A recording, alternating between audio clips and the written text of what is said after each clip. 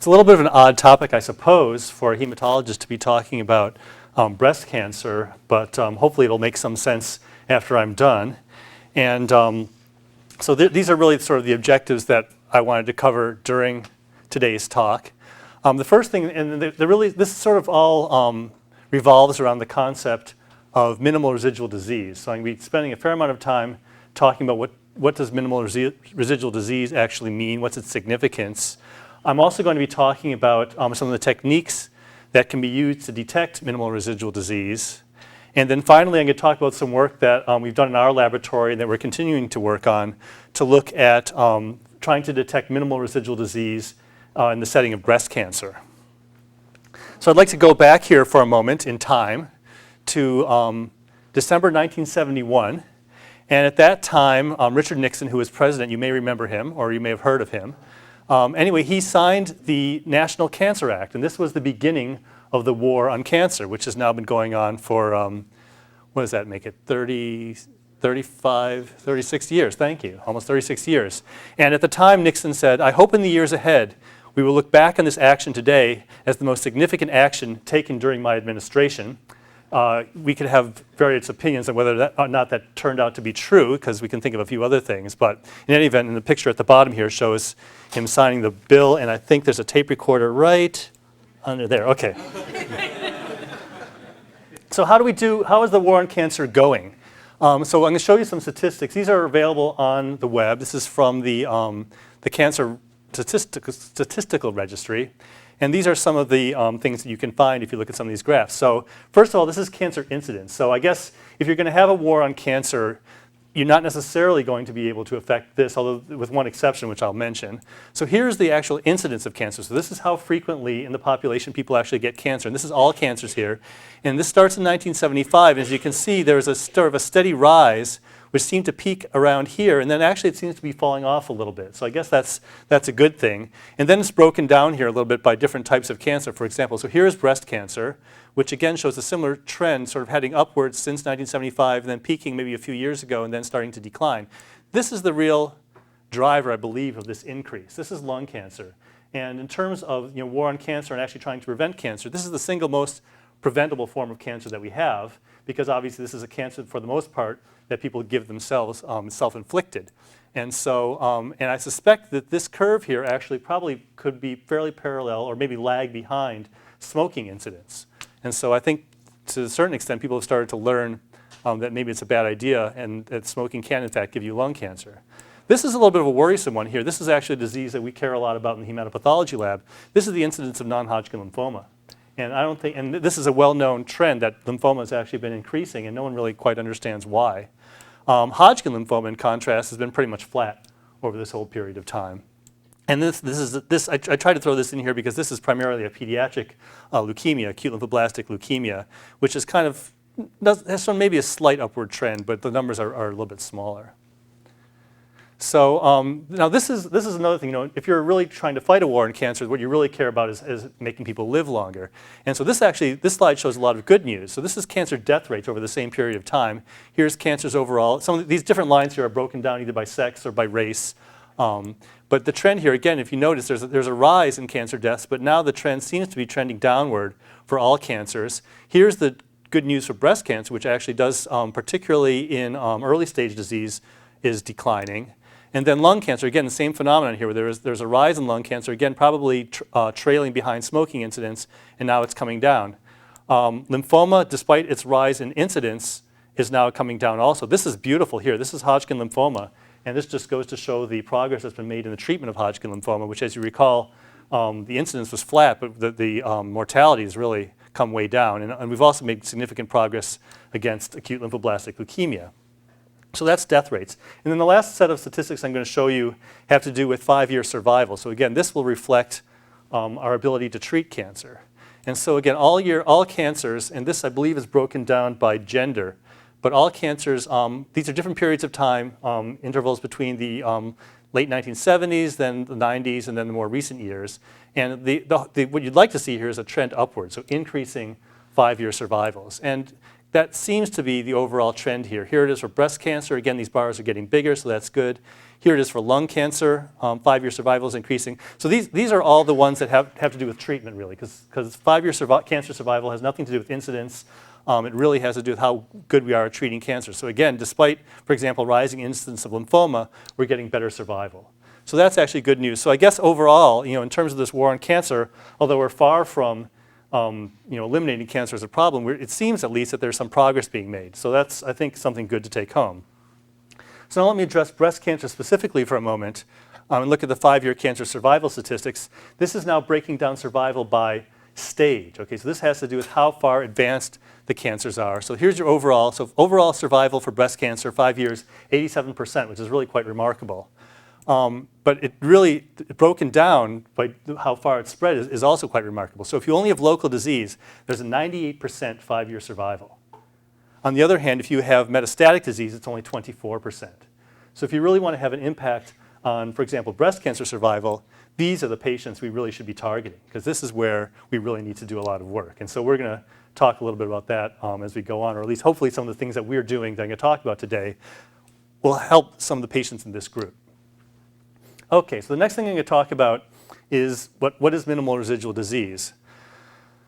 Well, the goal of cancer therapy in general is to eliminate all the cancer cells in a person's body. If you can eliminate all cancer cells, essentially you can cure cancer.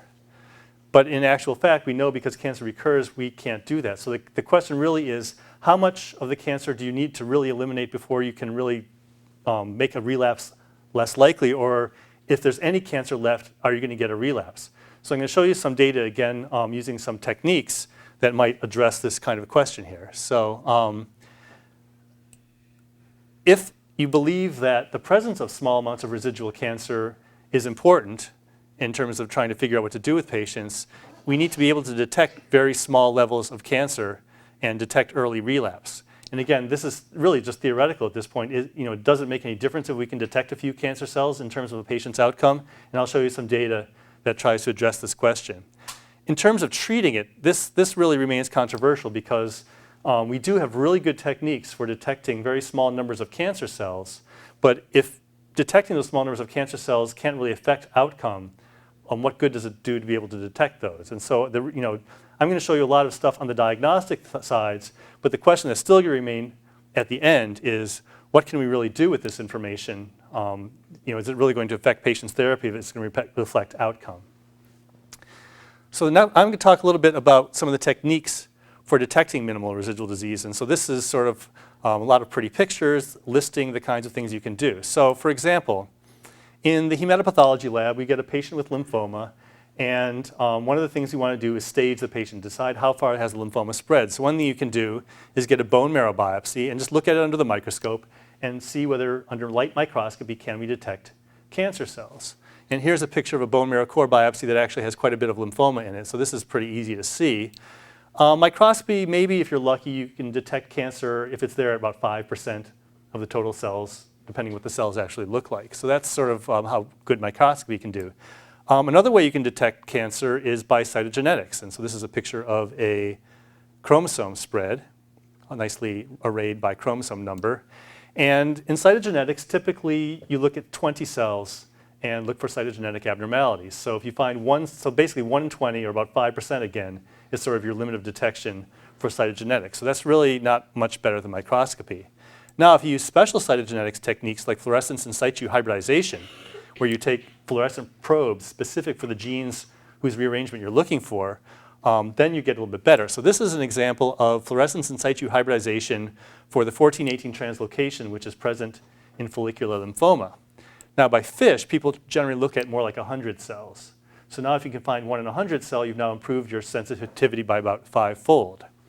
So those are these three are really morphological techniques. These are all use microscopes to look for cancer cells.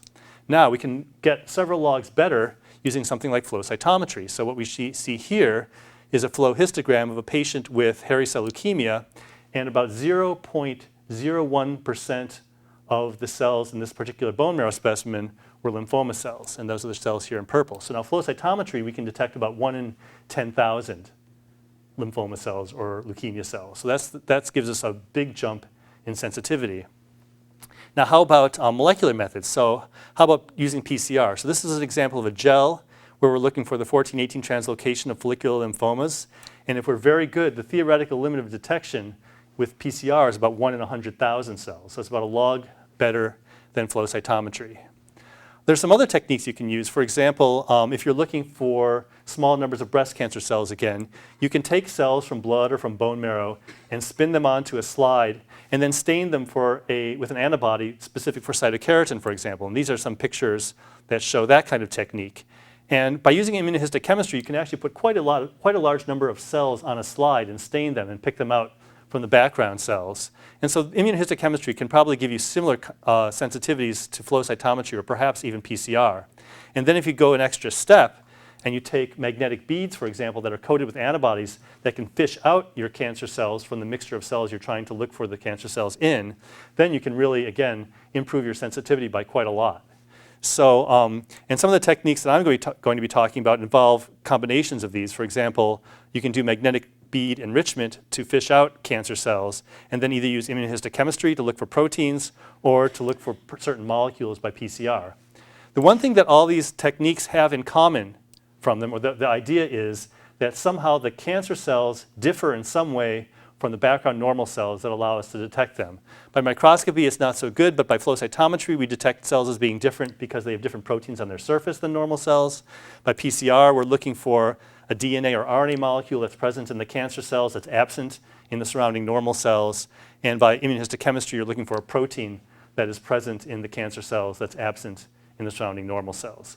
So that's the basic idea here, to try to develop techniques to look for cancer cells based on their differences between themselves and the surrounding normal cells. So now I'm going to show you some data from some studies where people have actually used this and then correlated with clinical outcome.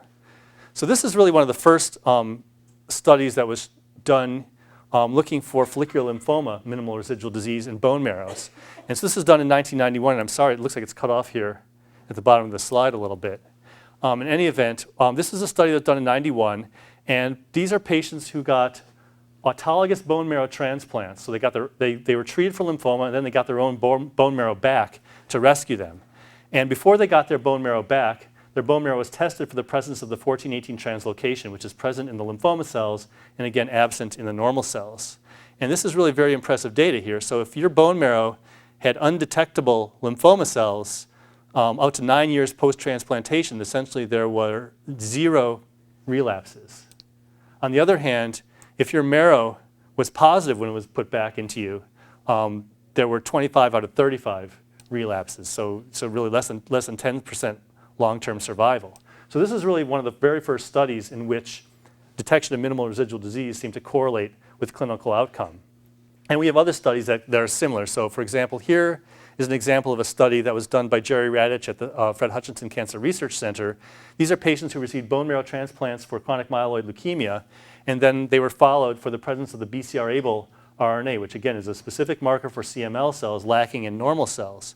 And patients who remained negative for PCR did not relapse. Patients who were PCR positive did relapse. And it turns out that the time at which you wanted to look for PCR positivity was about 9 to 12 months after transplant. If you looked earlier than that, a lot of patients who eventually became PCR negative still had detectable PCR products. So the timing of doing the PCR was actually critical. And then this is another study from the Radich lab. In this case, it's Philadelphia chromosome positive acute lymphoblastic leukemia, which is essentially the same result. We have other diseases in which people are looking for minimal residual disease. This is acute promyelocytic leukemia, which is characterized again by a characteristic chromosomal translocation between chromosomes 15 and 17, and you can detect the product of that translocation by reverse transcriptase PCR. And again, the theme here is if your PCR is negative, you do well clinically. If your PCR is positive, you do badly. So this is, again, more of the same. And just to show that we don't discriminate against non-hematopoietic malignancies, here's a study that's relatively recent from 2004 in which melanoma was detected by reverse transcriptase PCR. So what they did here is they looked for two melanoma-specific RNAs, tyrosinase and a second one. And if the patients were negative, their clinical outcome was better than if the patients were positive. So that's sort of the paradigm here. And I could show a similar graph for breast cancer, but I'll wait because I'm going to be talking basically for the rest of the time about breast cancer. So in our laboratory, starting about 8 years ago or so, we set out to develop a molecular test that we could use to detect breast cancer cells, minimal residual disease. And the idea of this study was to, first of all, develop a test. And the idea is to look for an RNA that is present in breast cancer cells in the peripheral blood that normal blood cells do not contain, so we can differentiate breast cancer cells from normal cells. And then we did the study in two ways. One is a so-called cross-sectional study, and that is to determine when a patient first presents with breast cancer, does the amount of circulating breast cancer cells correlate with the stage of presentation? And the prediction would be patients with very early stage breast cancer would not have circulating cells. Patients with advanced breast cancer would have circulating cells. And then the other part of this study, and this is the part that would probably be more clinically useful to patients in the long run, is a longitudinal study. And that is, if we follow patients over time, will the amount of breast cancer cells that we can detect by whatever method we have, can we follow the number of circulating breast cancer cells, and will that correlate with the clinical course? So that's what we set out to do. And the method we were going to use, again, is quantitative reverse transcriptase PCR.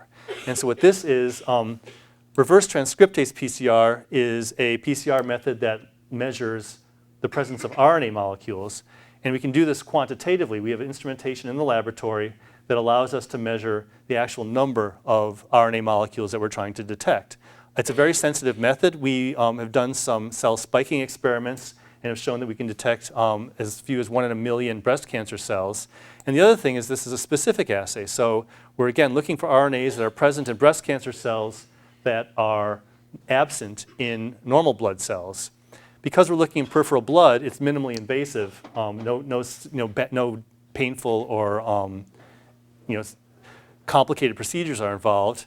From a relative standpoint, it's relatively inexpensive. It doesn't really actually cost that much in the grand scheme of things to isolate RNA and measure how much is there, particularly if you compare it with things like, well, surgery or even imaging studies.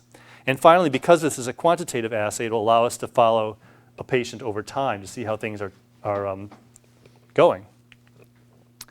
So the first thing we had to do in terms of developing our assay was to figure out what marker we wanted to look at in to look for specific breast cancer cells.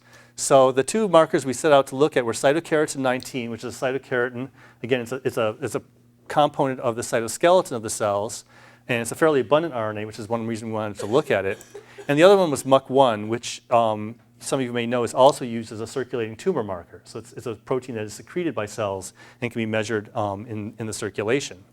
And then we also had to have some sort of reference RNA that be present in all the cells in our specimen. So we use beta-2 microglobulin for that. It's present in both white blood cells and in cancer cells. And the whole idea of this RNA basically was to tell us, is our RNA that we're isolating of good quality? Can we sort of quality control?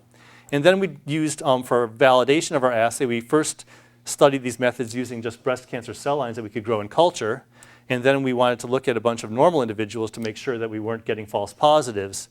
And we also wanted to have some other method to sort of independently validate the method. And so what we did in our early studies was to actually use flow cytometry to look for circulating breast cancer cells as well.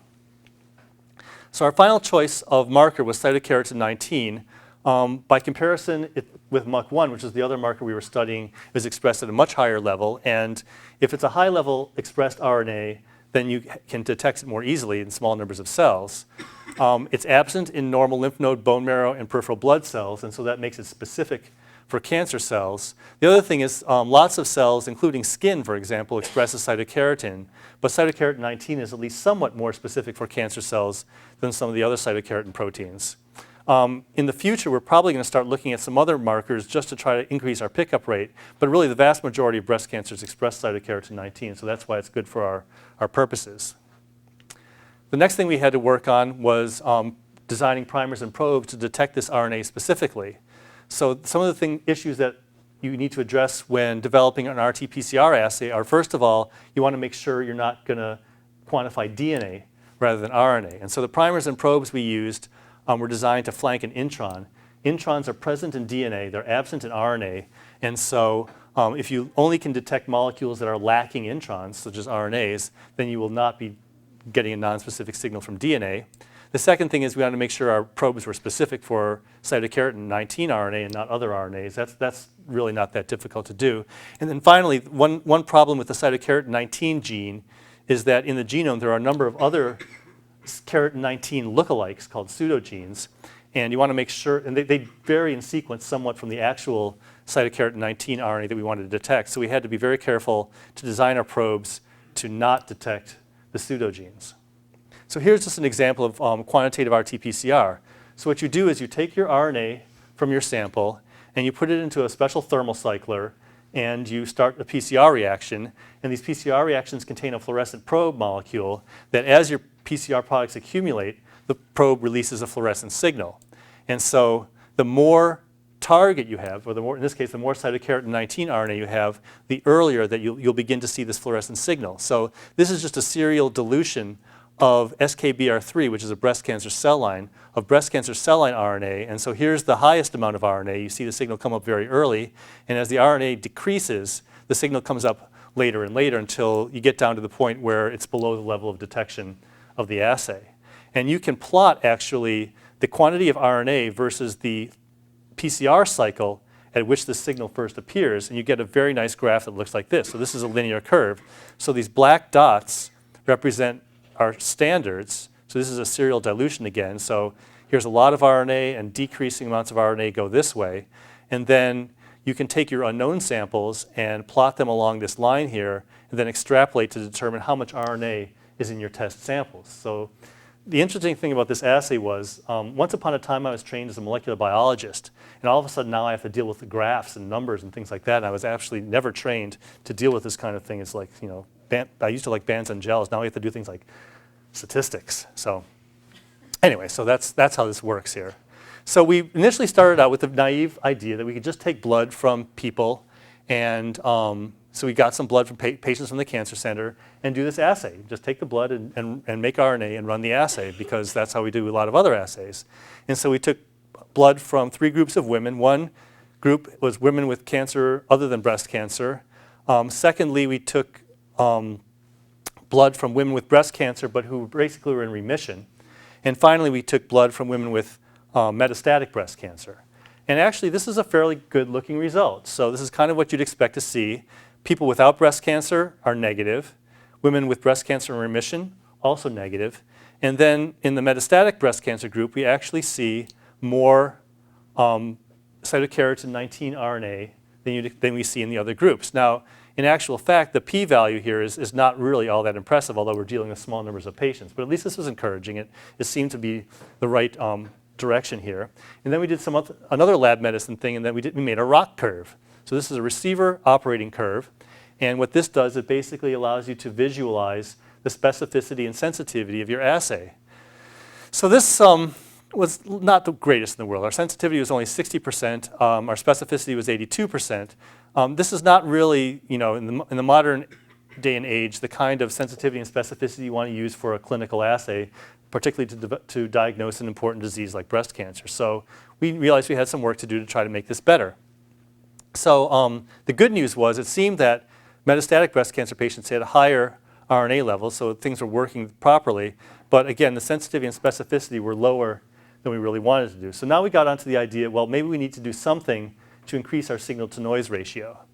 And to do that, we looked for different methods to try to improve our enrichment of tumor cells. So there's a couple things you can do. The first thing is something that we do routinely in the hematopathology lab, and that was you can do density gradient centrifugation. And what that does is you layer your blood over phycol hypake, and you centrifuge it, and the dense cells, which include red cells and neutrophils, sink through this phycol layer. And on top of the layer float things like white blood cells, particularly lymphocytes and monocytes, as well as we hoped also tumor cells. There are 2 other techniques we tried that were probably a little bit higher tech. One is a method in which we took magnetic beads that were coated with anti-epithelial antibodies. And we first did this phycol hypake to clean things up. And then we used the magnetic beads to try to fish out the tumor cells and make RNA from what we fished out. And then there's another technique that we actually tried. And to give you the punchline now, this actually worked better in our hands, at least, and I'll show you the data. It's a negative selection technique. In this case, we took antibodies specific to white blood cells, and we cause the cell to kind of form a big agglutinated network of cells using these antibodies, and then you spin them through Fleischl-Hypake, and this causes all the stuff with antibodies stuck to it to sink, and all that should be left floating on top are things that are not white blood cells, which hopefully are the tumor cells we're trying to find, and that actually worked really well. I'm going to skip this for a moment. So here's actually the results of our enrichment assay. So in the top line here, this is the negative selection technique where we're taking antibodies against white blood cells and removing the white blood cells, leaving cancer cells behind. And in this case, this is using the magnetic beads to try to enrich for tumor cells. And in this experiment, we took normal peripheral blood and added breast cancer cell lines to them. And what you see in this box over here, these are the cells that are positive. This is done by flow cytometry now. So this is cytokeratin, and these are the cytokeratin positive cells over here in this little box. So this is blood spiked at 1 tumor cell per 1,000 white blood cells, 1 per 10,000, 1 per 100,000, 1 per million. Okay, and then this is unspiked peripheral blood. And so what you can see here with both methods, we are actually enriching the tumor cells. We can see them in both of these boxes here. But if you look down as we dilute out the tumor cells, even here in what's supposed to be an unspiked peripheral blood specimen, you still can see some red dots here which correspond to the presence of some tumor cells. So for some reason with this positive selection with the magnetic beads, and I'm not quite sure what this all means, but we seem to be getting some kind of positive signal here in unspiked blood. In contrast, using the negative selection method, we detect the tumor cells all the way down to 1 in a million, but we don't see any tumor cells in the negative blood. So that really basically suggests that this is a more specific and probably equally sensitive method for enriching for tumor cells. So this is what we basically have adopted now as our method for enriching for tumor cells, or I guess getting rid of non-tumor cells. So we did a couple other things to try to improve our methodology as well. We treat the RNA that we make with DNase to digest up any DNA that might be contaminating our specimen, which could be a source of false signals. And the other thing that was really quite slick is that we basically make our own synthetic keratin 19 RNA in a test tube, so we can really accurately quantify it. So now we can make a very nice standard curve that tells us how much cytokeratin 19 there is in units of picograms. So instead of, for example, just diluting a cell line or something and trying to do a standard curve that way, which is what we did originally, we now can actually express our results of this assay in terms of picograms of cytokeratin 19. The other thing that we do is we're using an internal reference RNA, beta-2 microglobulin, really just to tell us about RNA integrity. In earlier assays, we were kind of using it to normalize, but that really didn't make a lot of sense, particularly when you have so few cells that are left over. So this is really just, the beta-2 microglobulin is just for quality control. And we finally then went and drew blood from a lot of normal people, most of them from in this room and around here, and established a new reference range. So now we essentially have a clinical diagnostic quantitative assay for circulating keratin 19 RNA. So this is kind of what one of our standard curves actually looks like here. So across the x-axis, this is the thermal cycler PCR cycle at which we see our signal for cytokeratin 19. And then in the y-axis here, this is the amount of RNA in picograms. Okay, and so a picogram again is 10 to the minus 12 grams. And you can see these are very small numbers. So this is 1 femtogram and is 10 to the minus 12 grams. And you can see these are very small numbers. So this is 1 femtogram, and this is 1/10 of a femtogram. So we're really able to detect very small numbers of cytokeratin 19 molecules using this assay. So essentially what we do is in a typical assay, we generate this standard curve, and then we make RNA from our patient specimens, and we just figure out what cycle threshold we're seeing the signal and figure out how much RNA there is in our patient samples. So it's really just a chemistry test when you come right down to it. And like many laboratory chemistry tests, we can do things like quality control. We run controls in all our assays, and we can plot them over time. And we see a reasonably good consistency across these various graphs here. This is our, this is our high control, and this is our low control. And so that's how it works. So now we actually are involved in a clinical study. We're getting clinical specimens, and this is how the study works. All the women in our study are age 25 or older. They're all female. They all have biopsy-proven invasive breast cancer, and we take women of any stage. And then if they've had prior therapy, we exclude them essentially. And we also exclude patients who've had a recent change in therapy. And we also exclude patients who've had surgery in the last 10 days. So we want to have patients who essentially, hopefully their blood's in some sort of a steady state.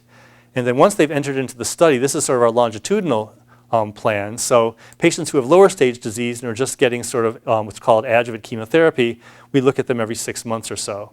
Metastatic patients we're looking at more frequently.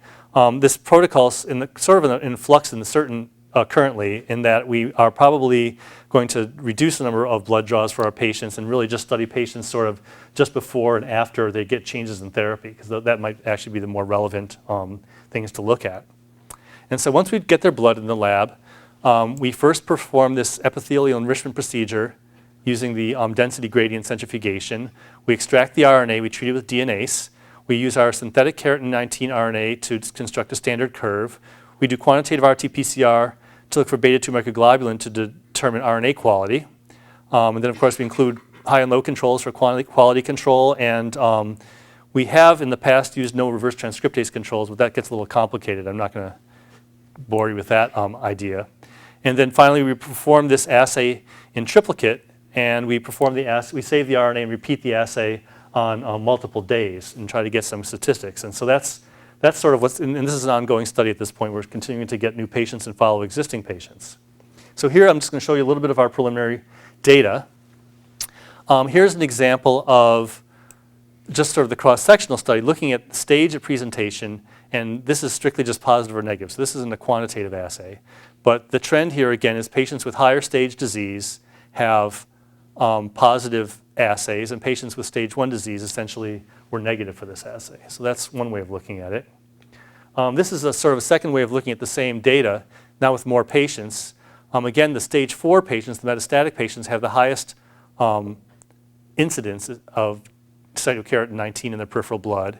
And this is looking at the data in a slightly different way, and that is, this is based on therapy. So basically, these are patients not getting systemic therapy, no chemotherapy, so this correlates with low-stage disease, and they're never positive for cytokeratin 19. Patients who are getting metastatic therapy have the highest incidence. There's one little blip here, and we only have 7 patients with stage 3 disease, and for some bizarre reason that we can't quite explain, none of them have been positive for cytokeratin 19, but that may just be a function of the fact we don't have that many patients. So that's looking at, again, sort of the cross-sectional study. This is a way of just, again, a different way of looking at the data. This is looking at the cytokeratin 19 levels as to whether or not patients have metastatic disease or not. And here we have a highly significant difference. Patients without metastatic disease have very, and again, this is quantitative, have very low levels of cytokeratin 19. Patients with metastatic disease have significantly higher levels of cytokeratin 19. And then finally, this is an example of a series of patients, following them over time. So these are a bunch of longitudinal patients, and the green triangles here represent a change in therapy. And some of these patients are going upwards, which is probably not good. Some patients actually have a downward trend. This patient's downward trend correlated with a change in therapy. Here's a patient who unfortunately died, and she had just a continually rising level of cytokeratin 19 RNA. And if you take all these data together, you can ask, well, what does a rising level of cytokeratin 19 RNA mean? And so what you have here is patients grouped either as to whether they have progressive disease, stable disease, or are responding to therapy. And it turns out that in our study, patients with either progressive disease or stable disease have higher levels of RNA than patients who respond well to therapy. So this would suggest that a rising level of cytokeratin 19 RNA will correlate with clinical outcome. And we don't have enough patients yet, and we haven't followed them long enough to give long-term results on this, but again, it's an encouraging trend. I'm now going to move on and talk about the newest stuff that we're working on, and that is the cell search assay. So meanwhile, while we were working on this quantitative RT-PCR assay, a company called Veridex came along with an immunological assay which allows us to detect circulating tumor cells in peripheral blood. And this has actually been approved by the FDA. So the way this works is patients have 7.5 mils of whole blood drawn into a special tube, and they are first enriched by magnetic beads and then are stained with antibodies to CD45, which identifies leukocytes or blood cells, and cytokeratin antibodies, which identifies the tumor cells. And then finally, they're also stained with a dye called DAPI, which just identifies cell nuclei. And then these stained cells are injected into a special chamber, and they are imaged. So here's what the instrument looks like. This is over in our lab at the SCCA on the beautiful 7th floor. I should have taken a picture of a view or something, but anyways. So this instrument consists of two parts. This is actually the cell preparation module. So all this cell preparation, once you've pipetted off 7.5 mils, this is done in sort of automated method. So this machine right here essentially takes the blood, adds the various reagents, purifies them, and finally injects them into a little cartridge. And then the cartridge is inserted into the second instrument, which has a laser that scans the cartridge looking for fluorescent signals. And then all the fluorescent signals are analyzed on a computer. So here it is sort of in cartoon form. So we start out with 7.5 mils of blood in this special tube. And I must say, these special tubes, there's something magical about them, because when we first got this instrument, we thought we could be very clever and just draw some blood into EDTA, spike in some tumor cells, and run the assay. And why do we need to run these special tubes? And for whatever reason, that just didn't work.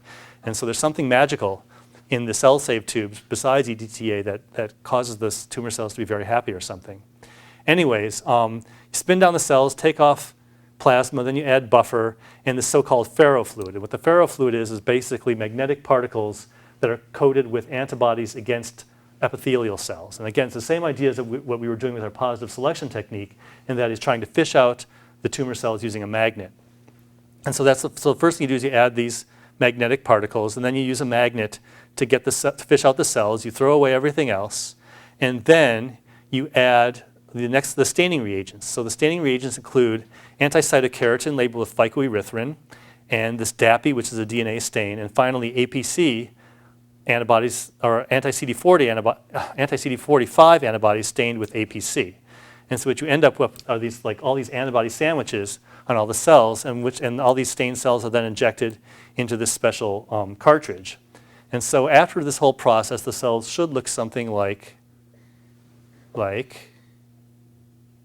this. Whoops, no, not like this, yes.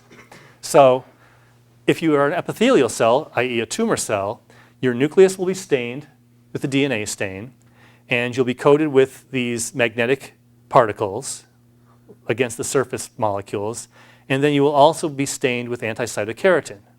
If you're a white blood cell, you will just be stained with antibodies against CD45, and also your nucleus will light up because it's got DNA in it also.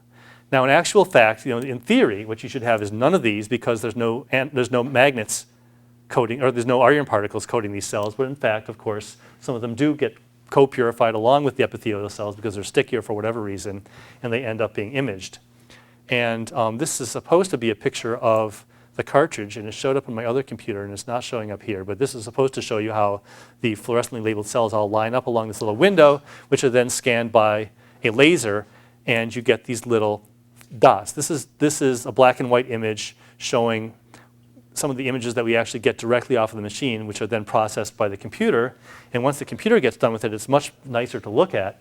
You get something that looks like this. So what we have here are different columns. So in this right-hand column, these are the images collected on the wavelength that detects DNA. So these are all cell nuclei that you see here. In this next column here is the antibody against cytokeratin stained with phycoerythrin. And then this column over here is antibodies against CD45. So these are the white blood cells, and it's stained with APC. And so what you want to call something positive is you want to see a nucleus, and you want to see a cytokeratin signal, but you don't want to see a CD45 signal. And so that's what this composite image looks like. But in actual fact, what you want to do is actually look down these columns and compare all three images across. Now, the other thing I should point out here is that there's this other column here that says FITC. And FITC is a third fluorescent dye that's not actually being used in this assay. But what the FITC channel allows us to do is perhaps add a third reagent that's labeled with FITC and learn something else about the cells that are in there. And in fact, I'll show you at the end something about that. So that's what this immunofluorescent looks like. So we tested this out. We took blood and we spiked it with tumor cells from culture in this magical tubes. And so here are the number of cells we spiked in. At least we tried to get this many cells in there. And when we measured it by the cell search assay, where we thought we spiked in 5, we got 2 back. So that's not bad. When we spiked in 100, we got 74 back. and we spiked in 1,000 and we got 992 back. So that's basically, that was sort of our attempt to validate this assay. We also performed quantitative RT-PCR for cytokeratin 19, and we were in fact able to detect a cytokeratin 19 signal in the tube with the lowest numbers of cells.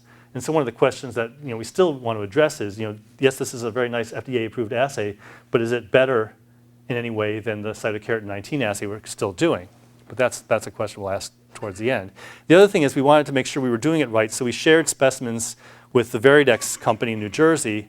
And we, for example, we sent 2 patients basically. We found 16 cells in the first patient, they found 14. We found 1 cell in the second patient, they found 2 cells. And so basically, at least we think that we are doing a reasonably good job of looking for cells. So now that we have this assay, well, what good is it? Well, the advantage of this thing being FDA approved is that there's a lot of data out there that at least validates its clinical utility. So for example, this is one of the earlier studies published using this technique. And it turns out that the cutoff, the clinically relevant cutoff that is being used in all these studies is whether there are 5 or more circulating tumor cells in a single tube of blood, which again is 7.5 milliliters of blood. If you have less than 5 circulating tumor cells, your progression-free survival, your median progression-free survival is 7 months. If you have 5 or more circulating tumor cells, your progression-free survival is 2.7 months. So this is one of the earlier studies, again showing a highly significant difference in progression-free survival. That is, your disease doesn't progress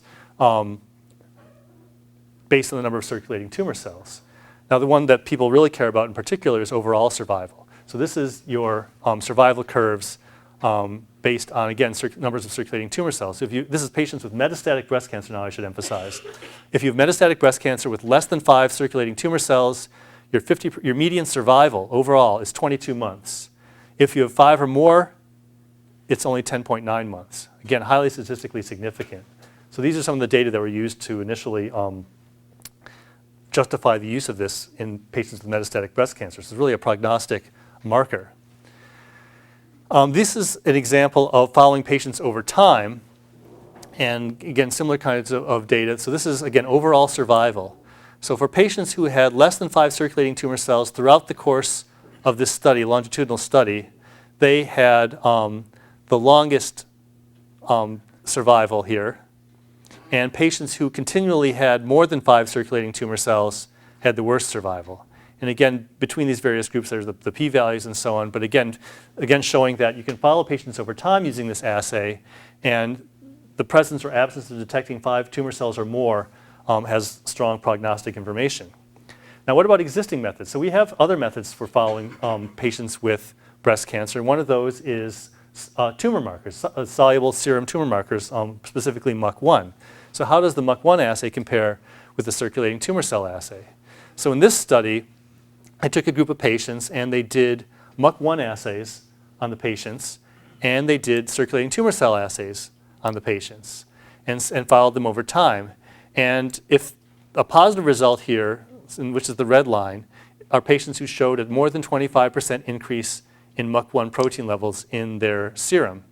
And so patients who did not have that large an increase in MUC1 had a 19.5-month 50% survival, whereas patients with a large increase in MUC1 had a 14.2-month survival, and that was not statistically significant. In contrast, patients who had more than 5 circulating tumor cells survived only 10.9 months, whereas patients with less than 5 had a 50% survival of 26.9 months. And so this was highly statistically significant, suggesting that from a prognostic and a predictive standpoint, looking for circulating tumor cells is better than just following a serum tumor marker. I will say it's more expensive, but it does give better prognostic information. So we have this assay running now, and there's similar data, for example, looking for circulating tumor cells and imaging studies, which actually are quite expensive. And again, the circulating tumor cells assay is quite comparable for following patients compared with imaging studies, for example. So I'm hoping at some point this assay will become more adopted by the clinical community. It's starting to be. People are starting to use this assay.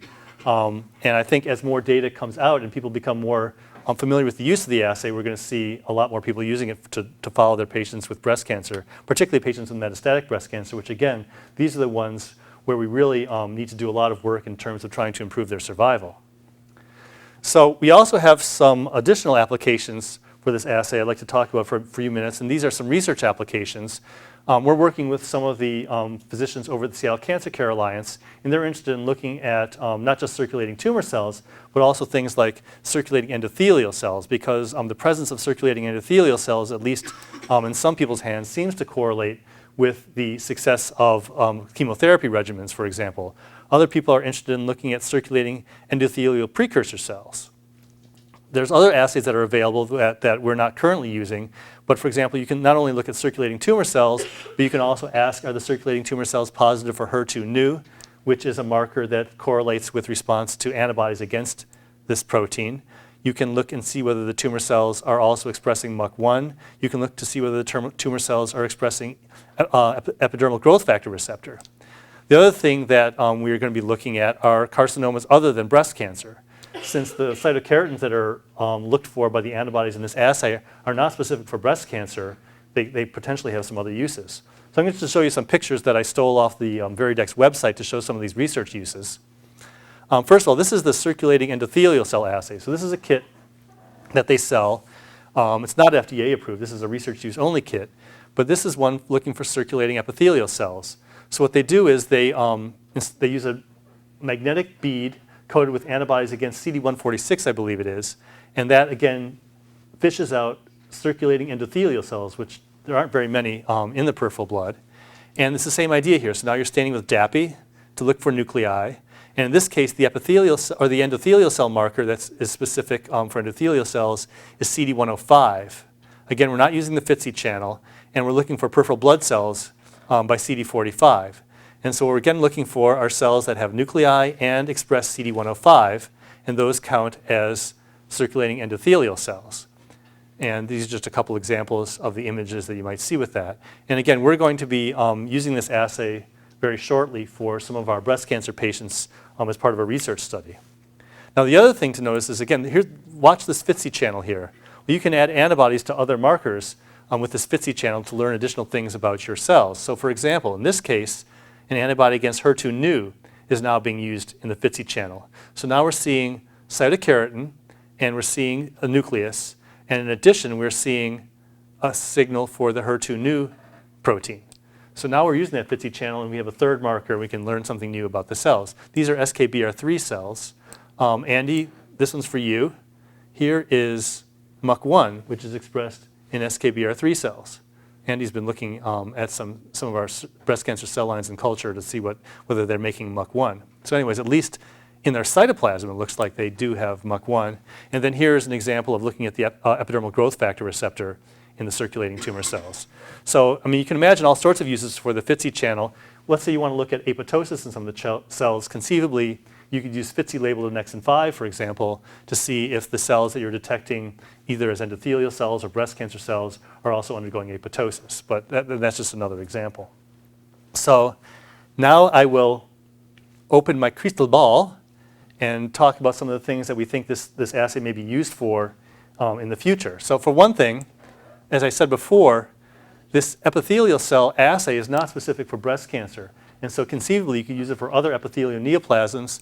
We're actually working with some of the urologists here to see if we can detect circulating prostate cancer cells in peripheral blood of men with prostate cancer to see if this assay might be useful there. But you can also imagine it could be used for patients with colon cancer or with lung cancer. These are all epithelial neoplasms, and we certainly should be able to detect them if they are there. And then, of course, you'd want to know, does that mean anything clinically? Another thing we can use this assay for potentially is to monitor therapy. So one thing, as I said, you might be able to look for cells undergoing apoptosis to see if they're actually dying. In addition, some people have expressed interest in looking at circulating endothelial progenitor cells, since again, these seem to correlate with response to chemotherapy. So what you would do is take the circulating endothelial cell assay, add an antibody that's specific for the progenitor endothelial cells, and see if we can detect any circulating. One of the things we obviously want to do, though, is correlate this method with other things that we know how to do. And specifically, we have this quantitative RT-PCR assay that we've been running for quite some time. And the question is this circulating tumor cell assay better, worse, or the same as our quantitative RT-PCR assay. So we're collecting specimens and running both assays just to compare the two. There also may be some other novel technologies. We've got a collaborator in the chemistry department here who's made a little sort of micro-fabricated device which he runs blood through and can separate cells by size and is able to detect cancer cells using this little machine. And so one of the things we're doing is we're using the Veridex cell search assay and correlating it with this other assay that our collaborator uses. And finally, and this gets back to the whole minimal residual disease idea that I talked about earlier, and that is, again, we have these wonderful technological tools now where we can detect teeny tiny numbers of cancer cells, whether it's by PCR or whether it's by a cell search assay. But the question is this really going to make a difference in patient survival? And that's really the question. I mean, at this point we can say, well, this predicts that you can do badly, or this predicts that you're not going to be doing so badly. But what we'd really like to be able to do is once we detect these small numbers of cells, figure out some way of treating patients and trying to eliminate these small numbers of tumor cells and hopefully have a better outcome. We're really not at that point yet, even though we've been looking, particularly in the hematological malignancies, for years and years at teeny tiny numbers of circulating cancer cells. At present, there really aren't any new therapies that are designed to wipe out these very small numbers of cells. But if we could actually use these methods to find small numbers of cells and then direct a new therapy, that's really sort of the ultimate goal, because obviously we want patients to live longer and get better. So that's sort of the ultimate goal of all this. And hopefully we in the laboratory can sort of collaborate with our clinical colleagues and get something like this to happen. So here is just an example of some of this outcome data. Now, going back to doing reverse transcriptase PCR, this is from another study, but here's an example again of cytokeratin 19 RNA PCR, patients who are negative and patients who are positive, and again, the patients who are positive do worse. And so again, it's not clear necessarily that a Veridex assay is necessarily going to be the best thing, but on the other hand, it is FDA approved, and so we feel very comfortable about using it.